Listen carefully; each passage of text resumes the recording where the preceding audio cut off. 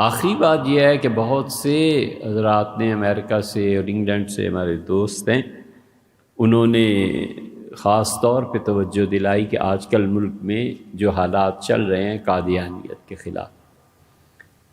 دیکھیں بھیا، اپنی اپنی پوزیشن سمجھنی چاہیے۔ دنیا میں 2-4 آدمی ہمیں بھی سنتے ہی ہوں گے، تو جب تک یہ گرد بیٹھ نہ جائے ان کے ارشاد فرمانے پہ، ہم 2-3 دن اسی میں مصروف رہے کہ اصل مسئلہ کیا ہے اور کون کون کیا کہہ رہا ہے۔ تو 2 چیزیں سامنے آئیں۔ ایک تو یہ کہ ابھی تک گرد و غبار ہے، ختم نبوت والے اپنی بات کرتے ہیں، سپریم کورٹ اپنی طرف سے جو کچھ کہہ رہی ہے وہ وضاحتیں کل بھی ان کی آئی ہیں، انہوں نے جو کچھ بھی فیصلہ کیا ہے وہ اس پہ بات کر رہے ہیں۔ ادھر کے حضرات کہتے ہیں کہ ہم وکیل کریں گے اور چیف جسٹس کے خلاف مقدمہ کریں گے، یہ گرد بیٹھ جائے تو ہم کوئی رائے، وہ بھی ضرورت ہو تو بات کریں، جب ضرورت نہ ہو تو کیا فائدہ ہے۔ بہت لوگ ہیں، اتھارٹیز ہیں، وہ فیصلہ اور بات کر سکتی ہیں، اور بہرحال ہر حال میں ہم سے بہتر ہے۔ دوسری بات یہ تھی کہ فرض کر لیجئے اس سے قادیانیت کو راہ مل گئی، فرض کر لیجئے قادیانیت اس سے فائدہ اٹھا رہی ہے، کرنا کیا ہے؟ پبلک تو کبھی باہر نہیں آتی۔ قادیانیت ہی کے خلاف ایک قانون اسمبلی میں آیا تھا، پاس ہو گیا تھا، شیخ رشید صاحب کو ادراک ہوا، جماعت اسلامی کے جو ممبر تھے انہوں نے اس کے خلاف توجہ دلائی، پھر شیخ رشید صاحب اٹھے اور انہوں نے اس پہ احتجاج کیا، اور جو کچھ بھی ہوا سیاست سے تعلق رکھنے والے جانتے ہیں، اسمبلی کے ممبرز میں تو انہوں نے بھی اس وقت دستخط کر دیا۔ کس ملک میں جلوس نکلا اور کس شہر میں لوگوں نے کہا کہ نہیں ہونا چاہیے۔ 50-60 قراردادیں منظور ہو گئیں، اور اس میں گیز کی قرارداد بھی تھی، وہ بھی منظور ہو گئی۔ پھر کر کیا لیا؟ یہ خیال رکھنا کہ اس ملک میں کبھی بھی لوگ اسلام کے لیے سڑکوں پر آئیں گے، یا وہ قرآن کریم یا حضرت رسالت پناہ صلی اللہ علیہ وسلم کی توہین پہ کوئی آ کر سڑکوں پہ اتنا بڑا کام کر دیں گے کہ انقلاب برپا ہو جائے، ایسے نہیں ہے۔ اب وہ دمخم نہیں رہا، کچھ عرصے کے بعد ٹیسٹ کیا جاتا ہے کہ ابھی ان میں کوئی جان باقی ہے یا نہیں۔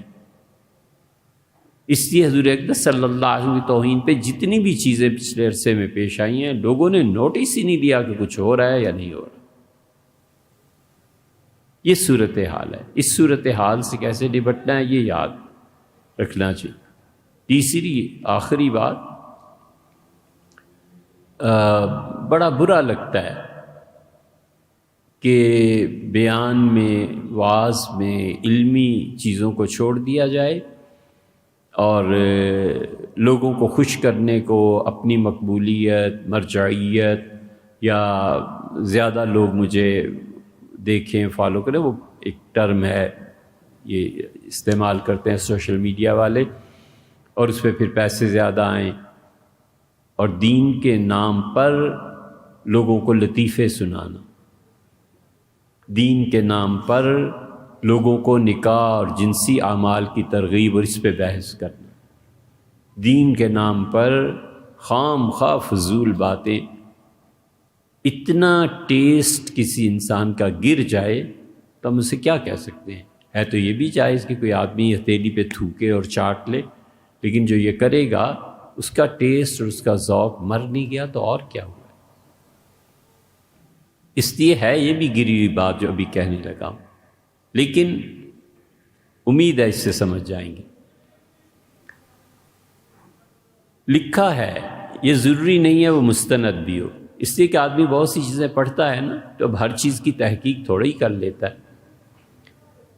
کس زمانے میں کالج، یونیورسٹی، بچے جوان ایک دوسرے سے کہتے تھے کہ کھڑک سنگھ کے کھڑکنے سے کھڑکتی ہیں کھڑکیاں، کھڑکیوں کے کھڑکنے سے کھڑکتا ہے کھڑک سنگھ۔ تو یہ چلا ہوا تھا محاورہ، بچے ہنستے تھے. یہ کھڑک سنگھ پٹیالہ کی ایک شخصیت تھی. یہ جو سمجھتے ہیں نا کہ فیصلے کرنے کے لیے علم بہت ضروری ہے، انہیں یہ بھی سمجھنا چاہیے کہ دانائی بھی بہت ضروری ہے. ان پڑھ بالکل ایسے انصاف کے فیصلے کرتے تھے کہ حیران ہوتی ہے عقل. تو پٹیالہ میں وہ پنچایتیں کرتے تھے. سکھوں میں کھڑک سنگھ کے جو بھانجا تھا وہ پٹیالہ کا والی بن گیا. حکومت آ گئی. اس قدر انگریزوں کو انصاف کا خیال تھا کہ سیشن جج جسے رکھنا ہوتا تھا اس کی منظوری وائس رائے دیتے تھے. تو اخبار میں اشتہار آیا کہ حکومت کو سیشن جج چاہیے پٹیالہ کے لیے. ان کی ساری زندگی کھڑک سنگھ کی گزری تھی، پنچایتوں کے فیصلے کرتے اٹھتے بیٹھتے. تو اس نے کہا کہ اخبار پڑھی یا پڑھوائی، پڑھی کیا ہوگی، پڑھوائی کسی سے، پتہ چلا تو جی میں آیا کہ کیوں نہ میں بھی سیشن جج کے لیے درخواست دے دوں. بہن سے ملنے گئے اور ہمشیر کو کہا کہ بیٹا تیرا بھانجا میرا تو اب والی پٹیالہ ہو گیا ہے، بچے کو کیا خط لکھ دے، وائس رائے کے پاس لے جاتا ہوں، مجھے لگا دے. بچے نے لکھ دیا. والی پٹیالہ کے پاس جب پہنچے تو دفتر میں گئے جو سیشن جج کے لیے تھی. جب انٹرویو کا وقت آیا، مختصر یہ کہ انٹرویو دیا، تو وائس نے کہا پڑھے لکھے. اس کا پڑھا کچھ نہیں. اس نے کہا عجیب آدمی ہو، تم نے تعلیم بھی حاصل نہیں کی اور اتنا بڑا عہدہ سیشن جج کا تمہیں دے دے.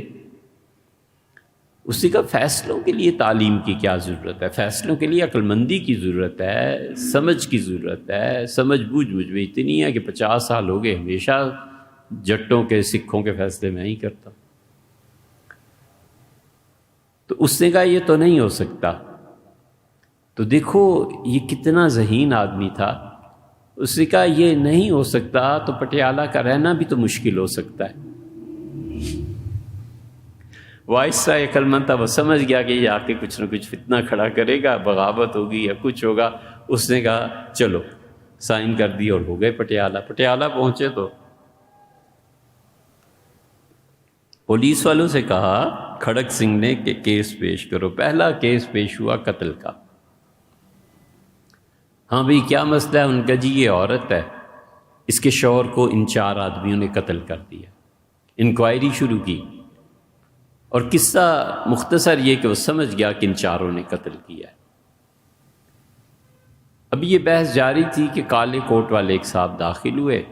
تو کھڑک سنگھ نے کہا کہ تم کون ہو؟ اس نے کہا جی میں وکیل ہوں.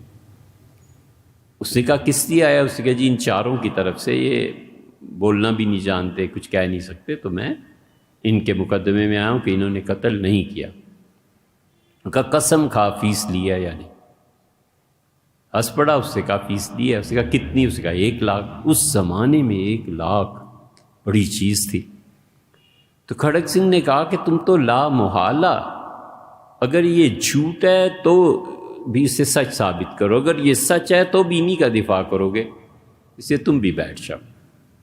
تھوڑی سی جرا کے بعد، عورت سے پوچھنے کے بعد اسے فیصلہ لکھا اور کہا کہ فلاں تاریخ کو پٹیالہ میں فلاں مقام پہ لوگ جمع ہو جائیں، 5 آدمیوں کو پھانسی دی جائے گی.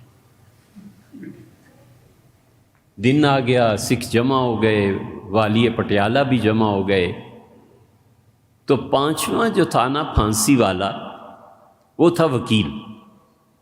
تو کسی نے کہا کھڑک سنگھ اس نے کیا قصور کیا ہے؟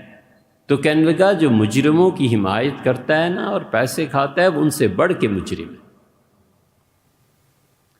تو کھڑک سنگھ نے 5 کو پھانسی دلوا دی اور پھر ایک مدت تک پٹیالہ میں کوئی قتل نہیں ہوا. تو اس لیے کھڑک سنگھ کو بھی یاد رکھیے.